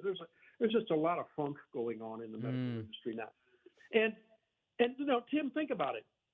If people, I don't know if you're still practicing law or not, but if you are, your friends that are doing that, if people got their law services from a government payer or from an insurance payer, and you were then accountable to them and not to your client. Can you imagine the extra? You'd need 5 paralegals. You'd need to have people, working in your office to prove every time you wrote a brief. You'd have to have it approved by the government. You'd have to send in a code for the brief. Imagine what that would do to the cost of legal care. And so your normal $1,000 an hour, I may have undershot there. Your normal $1,000 an hour would have gone to $1,500. That's a good analogy. You're a $1,000 an hour lawyer anyway, but maybe, I'm sorry, I didn't mean to insult you. But you know what I mean? Yes. And that's the problem. When we've taken the direct economic and professional relationship in a professional episode, when we've taken that direct relationship and diluted it with third-party payers, you have created automatically a system that is just ripe. It is miracle-grow, fertilized potting soil ready to grow weeds. And that's the problem. And you see the weeds here. And, it makes me so sick because all of us who saw as government got more and more into our healthcare and into our face, it's just like, damn, can I just take care of patients instead of take care of the government to prove I'm not a criminal? That's what's going to happen, and it's going to distract people, and I think it's going to erode care and make it more expensive, sadly, for all of us, not just the bad guys.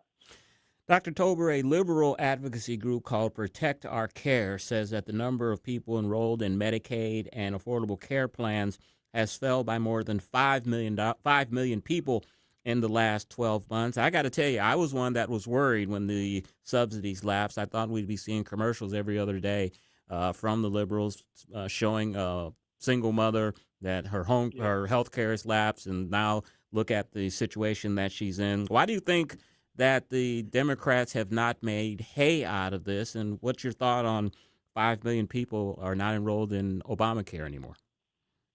Yeah, well, they're probably getting better care by just going to a doctor and saying, hey, can you please provide me some economical care and invest a little time in me, and I'm just going to pay you directly. Oh, guess what? I know a little bit about that.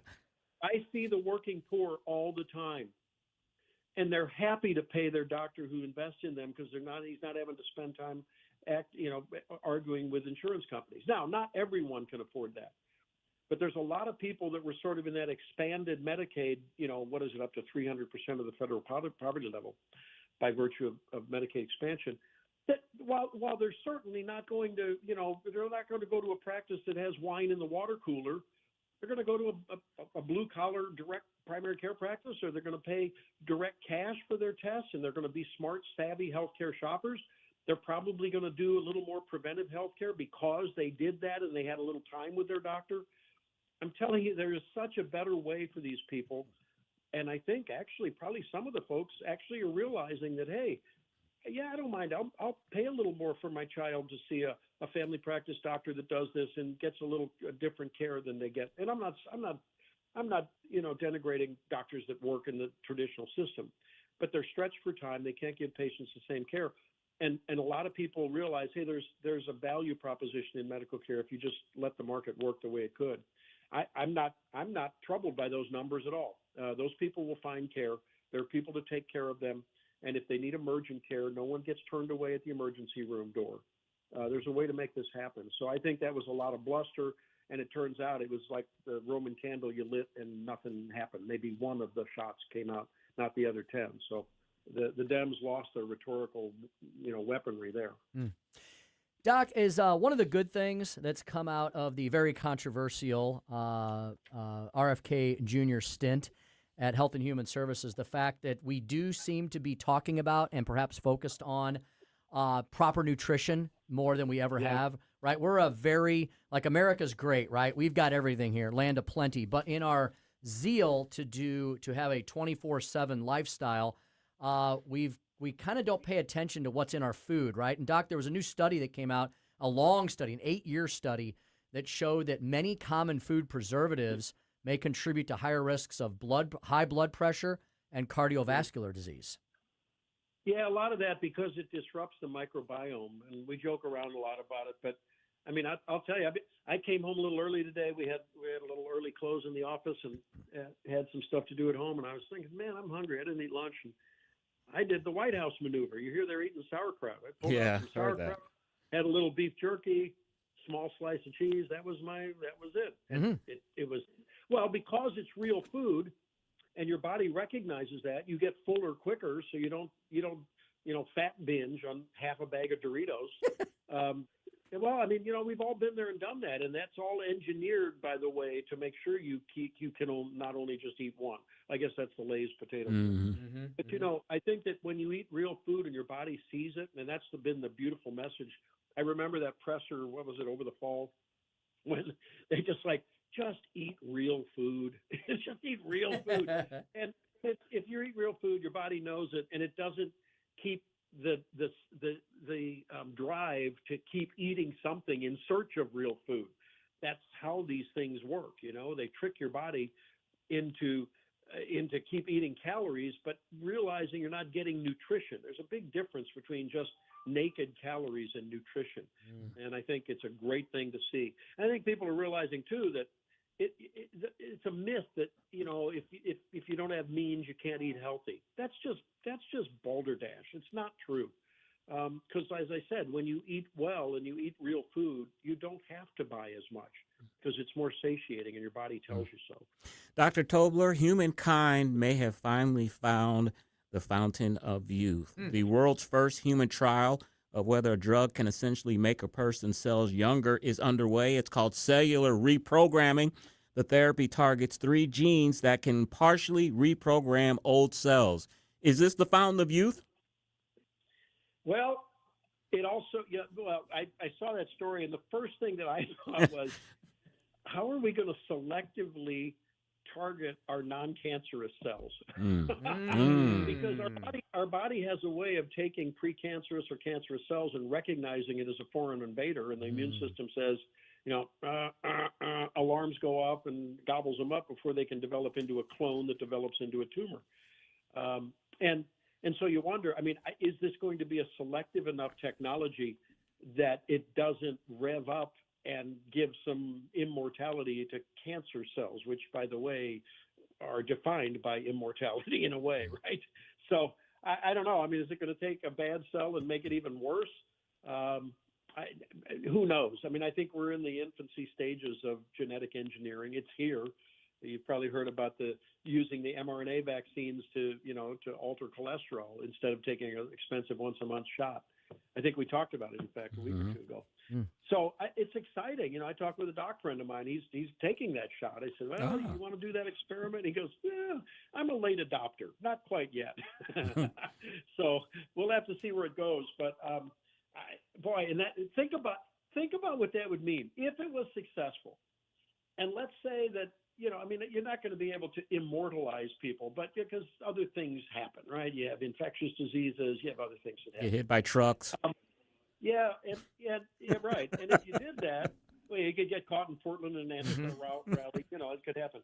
But if you think about that, what would that do? I don't want to sound macabre here, but what would that do to our Social Security system, to our economy? My God. I remember Rush Limbaugh used to joke. He said, if you want to salvage the Social Security system, just re-implement tobacco subsidies, because that's the problem. We don't have enough money. It would be an amazing thing. It would be a wonderful thing. How we would continue to support people in their old age. Maybe they were young and vibrant. That would be good, too. I don't know. It's exciting. It's a brave new world, but it's a little bit scary when I think about the potential other side of that double-edged sword. For sure. We'll have to see where it goes. That's Dr. Randy Tobler. He's the host of the Randy Tobler Show every Saturday morning here on News Talk STL from 6 to 9 a.m. Randy, thanks so much for all the time, as always, and we'll talk to you again soon. Thank you, sir. All right. See ya. Take care. There he goes. All right, one final segment left. Chris, I think we're talking... A not-so-surprising poll on data, however you want to say it, centers. Data center polling, that's up next. And then Larry Connors USA, all straight ahead on the Tim Jones and Chris Arps Show here at 101.9, 94.1 News Talk STL. Made in St. Louis for St. Louis. It's News Talk STL.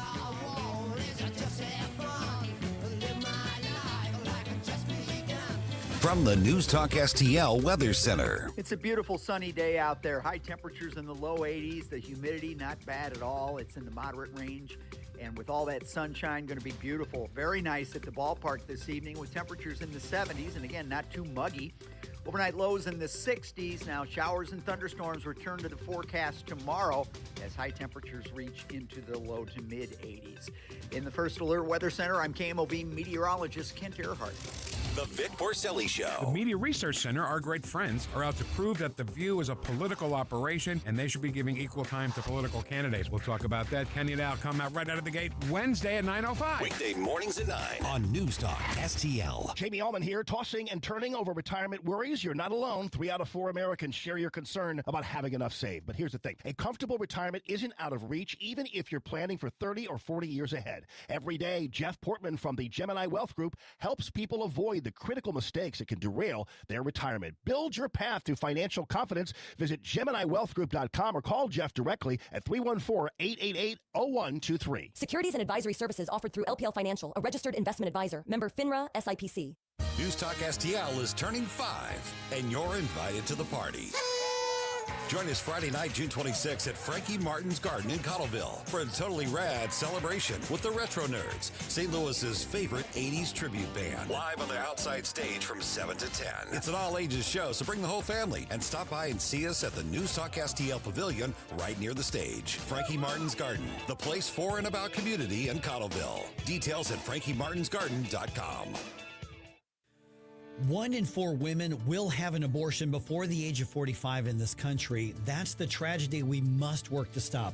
Mike Ferguson from The Morning Show here, and that is why Reach Reproductive Health is here to empower parents to save the lives of innocent children and to see these families come to Christ. And you can be a part of saving and changing lives. So pray and visit outreachforlife.org to learn more, volunteer, and donate. That's outreachforlife.org. Bill, that's a big smile for an old politician. I'm thinking about our plan. It's slick enough to make a lobbyist blush. First, we hoodwink voters with Amendment 5. Tell them it's a tax cut. Once they're hooked, we decide who pays the higher taxes. So it's not a tax cut plan, and we don't get a say? Right, just swaps who pays the tax, but it does remove 3 voter-passed taxpayer constitutional protections. That lets us levy new taxes on services, increase sales taxes, and even tax home sales. And voters will no longer get to vote on tax hikes. Higher sales taxes on groceries, gas, service taxes on doctor visits, childcare, and even rent on apartments. Jeez. Taxes could exceed 20%. Sure, they figure that up to 80% of taxpayers will pay more taxes. Many, hundreds more. Seniors, they'll get hit even harder. But our big donors will cut a fat hog. The ones getting butchered by Amendment 5 are most taxpayers. I'm voting no on 5. Paid for by Missourians for Fair Taxation. Hey, firearms enthusiast, looking for a family and veteran-owned shop with a wide selection of products and services? Head to DG Firearms, 115 Business Highway 61 North in Bowling Green. DG Firearms has been your one-stop shop for custom ARs, Cerakoting, laser engraving, gunsmithing, suppressors, ammo, and reloading supplies. DG Firearms, 115 Business Highway 61 North in Bowling Green, and online at dgfirearmsllc.com.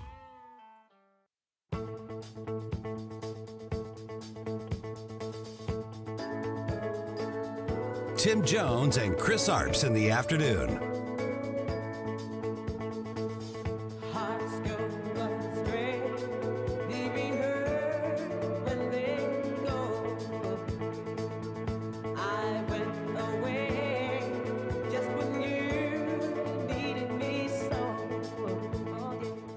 Residents have complained about a group of juveniles shooting fireworks at themselves and at homes. St. Louis police say it escalated on June 14th when a resident confronted the group and was shot.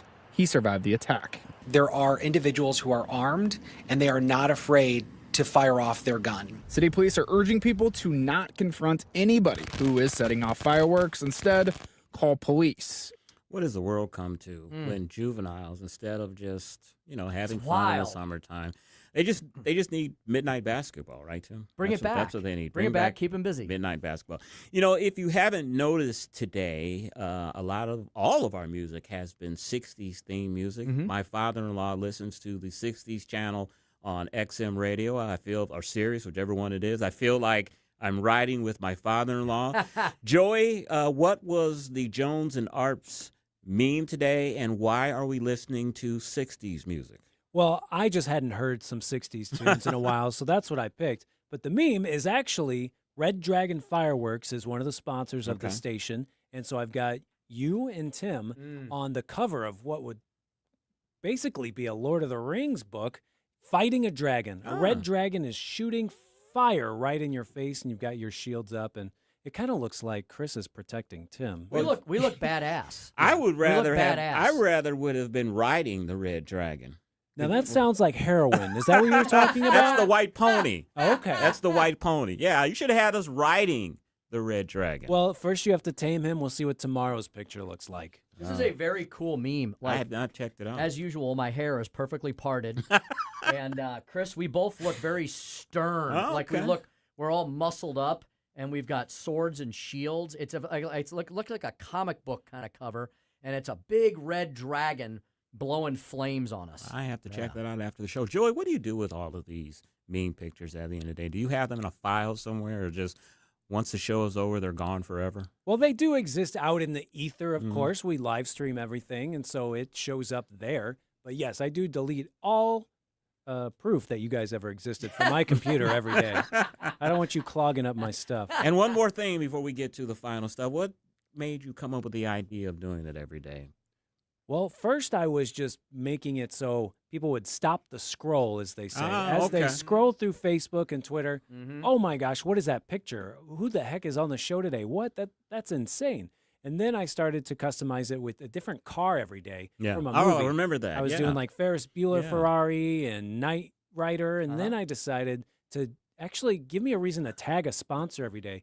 The radio stations don't really do that extra touch of thanking the sponsors in a way that I think is kind of fun. So I customize a picture, see who the new sponsors are, and then tag them on Facebook, and then hopefully they smile and say, oh, they do care about us, because the sponsors are like family here. And most of them, they do comment. They say, thank you very much for mentioning our business. And of course, I want all the fans that are watching along to click on those links and see what they offer every day as well. Very, very creative of you, Joy. One last thing. Boy, we're turning this segment over to you. It's not even Friday yet. You did go see a movie yesterday, and don't tell what it is, but are you excited? Were you excited about it? Are you excited to review it Friday? I am talking about Supergirl on Friday. Oh, Joel, you gave it away. So that is the big new superhero you are movie. Supposed to give it away. But it's not Marvel, it's DC. And DC's taken a little turn, where James Gunn, the St. Louis native James Gunn, is in charge of everything. Yeah. He didn't direct this one, so we'll have to see him handing over the reins to someone else, because he did direct Superman, but he didn't direct Supergirl. See if it is us back in that Zack Snyder version of DC where everyone was kind of bored with it, or if it's the next step of an exciting new DC universe. You've been in the radio business for a long time. What happened to the tease? Friday at 5:45. What do you mean? I can say the name of the movie. No, you have people your wondering tease what is it a bad is. Tease. They I don't are. like your they tease. Are. All right, Tim and Joey, Milltown, that is a survey company, surveyed 6,872 registered voters between May 10th and May 20th. They recruited from online panels, and the margin of error is 3%. Tim, 49% support a moratorium on new data centers, while only 16% oppose. And listen to this. Just 8% of respondents who oppose data centers say they know of any data center near their home. So they don't even live near them. They're just against them because they're surveillance centers. They're surveillance center. Yeah, they're actually the places where we keep stuff, where we keep our data stuff. So yeah, I'm not surprised. 8% live near a data center that oppose these, but they're all horrible. This attitude. Part of it is. Look, some people are opposed to development. Period. Right? Yeah. We always get that. You got the NIMBYs out there, not in my backyard. But, Chris, some of this propaganda is being pushed by Communist China.